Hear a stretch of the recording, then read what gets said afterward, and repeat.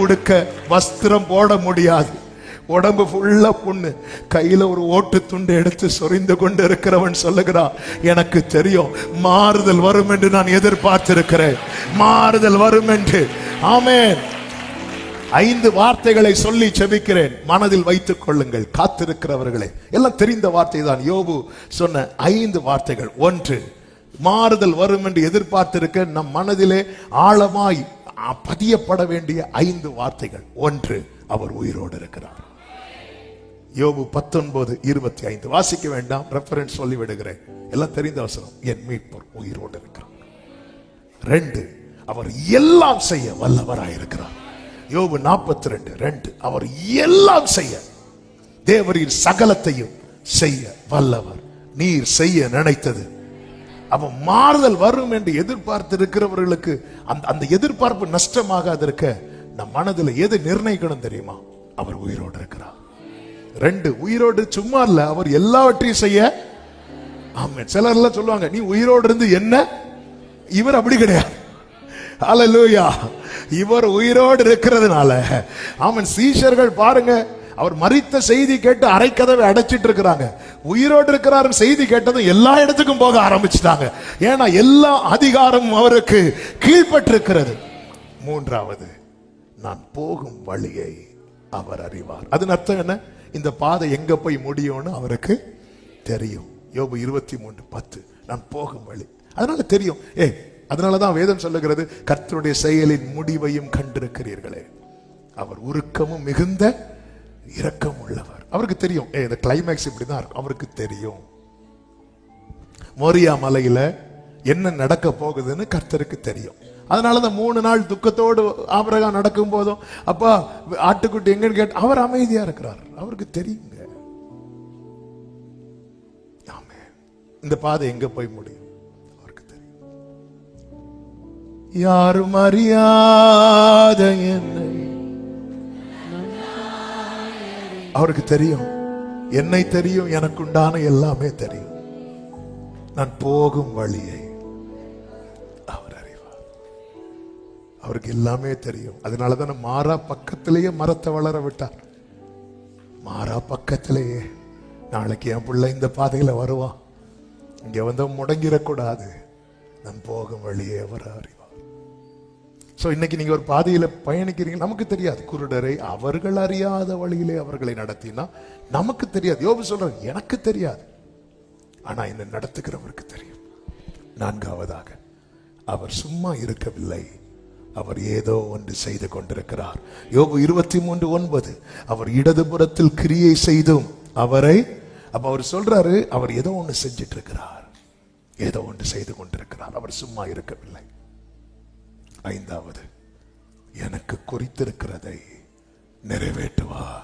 யோபு 23:14 இந்த நம்பிக்கை உடையவன் தான் சொல்லுகிறான். அவனிடத்தில் வந்த செய்தி என்ன? அவன் மனைவியே சொல்றாங்க, இப்படி வாழ்றதுக்கு செத்துடலாம் இல்ல, நான் மரணம் வரும் என்று எதிர்பார்த்து இருக்கவில்லை, நான் மாறுதல் வரும் என்று எதிர்பார்த்திருக்கிறேன். காரணம், என் மீட்பர் உயிரோடு இருக்கிறார், அவர் எல்லாம் செய்ய வல்லவராய் இருக்கிறார். நான் போகும் வழியை அவர் அறிவார், அவர் ஏதோ ஒன்று செய்து கொண்டிருக்கிறார், எனக்கு குறித்திருக்கிறதை நிச்சயம் நிறைவேற்றுவார். சத்தம் ஆமென் சொல்லுங்க. யோபு 42வது அதிகாரத்தில் கர்த்தர் யோபுவின் சிறையிருப்பை மாற்றி அவனுடைய முன்னிலைமையை பார்க்கலாம், அவன் பின்னிலைமையை ஆசீர்வதித்து, அவன் ஆசீர்வதிக்கப்பட்டதை எல்லாரும் வந்து பார்க்கும்படி செய்தார். அவன் கஷ்டப்பட்டது 4 பேர் பார்த்தாங்க, ஆனால் அவன் ஆசீர்வதிக்கப்பட்டதை 11வது வசனத்தை பாருங்கள். 42:11 வாசியுங்கள். அப்பொழுது அவனுடைய எல்லா சகோதரரும் சகோதரிகளும் முன் அவனுக்கு அறிமுகமான அனைவரும் அவனிடத்தில் வந்து, முன் அவனுக்கு அறிமுகமான அனைவரும், அதன் அர்த்தம் என்ன தெரியுமா? இவர் கஷ்டப்பட்டதும் இவருடைய Facebookல இருந்து எல்லாரும் அன்ஃப்ரெண்ட் ஆயிட்டாங்க, நம்பர்லாம் பிளாக் பண்ணிட்டாங்க, முடிஞ்சது.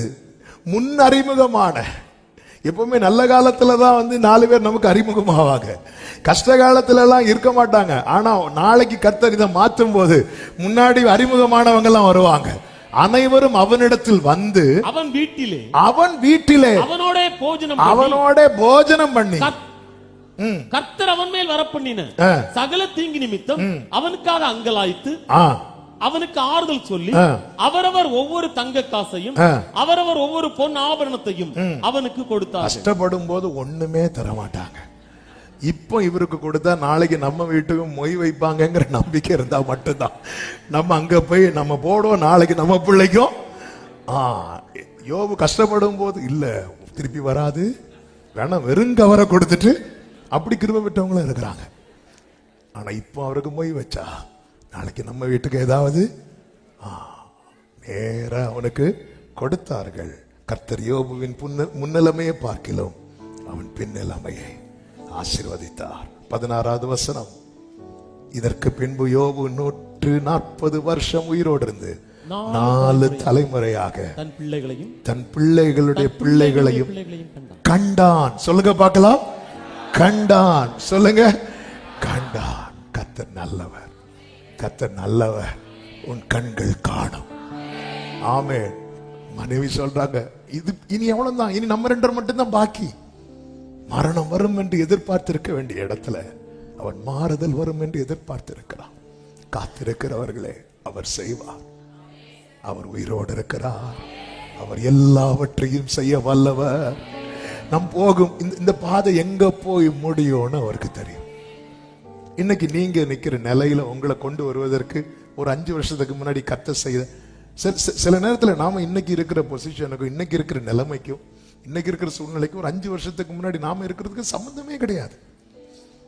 இந்த ரூத் எல்லாம் நினைச்சிருப்பாங்களா இப்படி போவாஸுடைய வயல் நிலத்துல வருவோம், போவாஸ் பாதத்தில் இருப்போம்? இல்ல, கர்த்தர் நகோமியை கொண்டு போனாங்க. பாத்தீங்களா, அவருக்கு தெரியும் எல்லாமே. அதனாலதான் போவாஸ் வாயிலிருந்து என்ன வார்த்தை ரூத் மேல விழுந்துச்சு தெரியுமா? இஸ்ரவேலின் தேவனாகிய கர்த்தருடைய செட்டையின் கீழே அடைக்கலமாய் வந்த உனக்கு 6 படி கோதுமை கிடைக்கும்னா சொன்னாரு. இல்ல, ஆமா, நீ வந்தது பொறுக்கதான், ஆனா கர்த்தருடைய திட்டம் ஒன்ன வச்சு சிந்த வைக்க போகிறா. நல்ல கரங்களை சாட்டி, இதோ தேவனை உமக்கு காத்திருக்கிறவர்களுக்கு நீர் உண்டு பண்ணி வைத்தவைகளை நீரே அல்லாமல். எல்லாரும் எழுந்து நிற்கலாமா? எல்லாரும் எழுந்து நிற்கலாமா? எந்த பாதையையும் தாண்டிடுவே, எந்த சூழ்நிலையும் மேற்கொள்ளுவே, உங்க கரம் இருக்க பயமில்லையே, உங்க கரம் இருக்க. நல்ல கைகளை தட்டி பாடுவோம். என்னை அழைத்தவரே என்றும் நடத்துவீரே, உங்க கரம் இருக்க. ஆமென். என்னை அழைத்தவரே,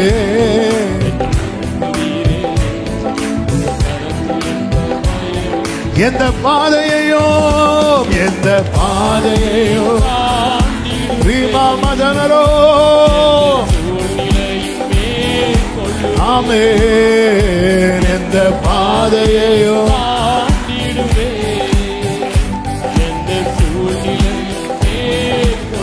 உங்க கரம் இருக்க, உங்க கரம் இருக்க பயம் இல்லையே. ஹல்லேலூயா. உங்க கரம் இருக்க. ஆமென். உங்க கரம் இருக்க. சொல்லுங்க. கருவிலை என்னை, கருவிலை என்னை பெயர் சொல்லி என்னை அழைத்தவரே, கண்டவரே, பெயர் சொல்லி என்னை அழைத்தவரே. ஓ, நன்மைகள் எனக்காய் செய்பவரே, வழுவாமல் என்னை காப்பவரே, இனிமேலும் என்னை. நல்ல கையை தட்டி, என்னை அழைத்தவரே. ஆமென். உங்க கரம் இருக்க. உரமா சேகரே ஹண்டரா.